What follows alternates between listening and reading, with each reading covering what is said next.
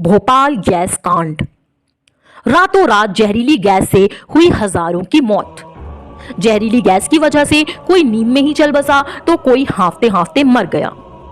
2 दिसंबर 1984 की रात 8:30 बजे मध्य प्रदेश की राजधानी भोपाल की हवा जहरीली हो रही थी। रात होते ही और 3 तारीख लगते ही यह जहरीली के साथ साथ जानलेवा भी हो गई। क्या हुआ था उस रात, कैसे हुई थी तबाही, चलिए जानते हैं विस्तार से। जय हिंद दोस्तों, फैक्ट फाइंडर एक खोज में आप सभी का स्वागत है।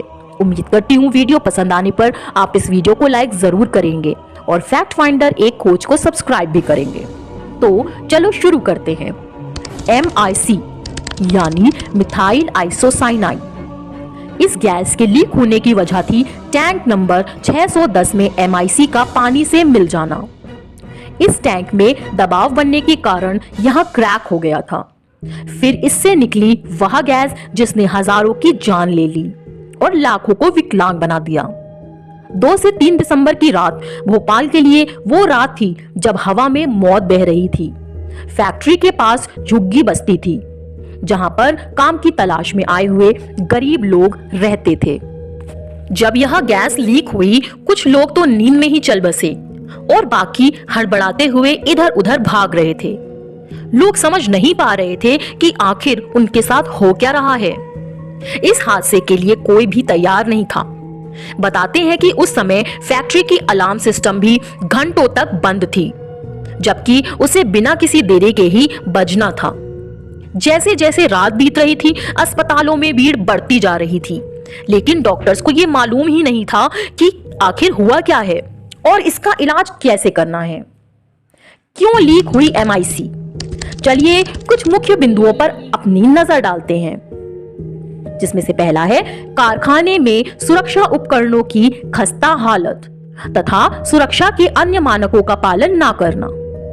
कारखाने में सुरक्षा के लिए रखे सभी मैनुअल अंग्रेजी भाषा में थे, जबकि कर्मचारियों को अंग्रेजी भाषा बिल्कुल नहीं आती थी। पाइप की सफाई करने वाले हवा के वेंटिलेटर भी काम नहीं कर रहे थे। टैंक संख्या 610 में नियमित रूप से ज्यादा MIC भरी गई थी तथा निर्धारित 4.5 डिग्री तापमान की जगह 20 डिग्री तापमान था। MIC को कूलिंग स्तर पर रखने वाला फ्रीजिंग प्लांट भी पावर का बिल कम रखने के लिए बंद था।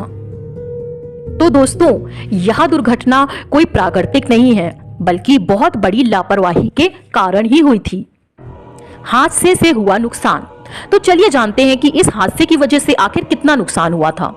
सरकारी आंकड़ों के मुताबिक इस दुर्घटना में 3,787 लोगों की मौत हुई थी, जबकि 5.74 लाख से अधिक लोग घायल या अपंग हुए थे। हादसे का मुख्य आरोपी। तो चलिए जानते हैं कि इस हादसे का मुख्य आरोपी आखिर कौन था। इस हादसे का मुख्य आरोपी था वॉरेन एंडरसन, जो इस कंपनी का CEO था।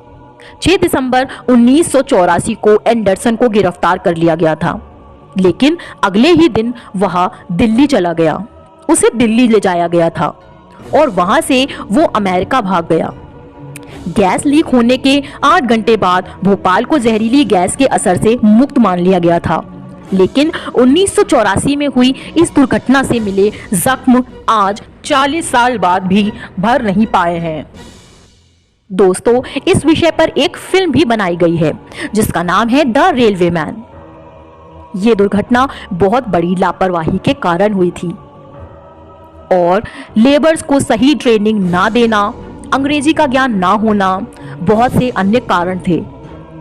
तो फ्रेंड्स, इस वीडियो में बस इतना ही। फिर एक और वीडियो के साथ मैं आपसे जल्द ही मिलूंगी। तब तक के लिए धन्यवाद। फैक्ट फाइंडर एक खोज पर बने रहिए और प्लीज वीडियो को लाइक जरूर करिएगा।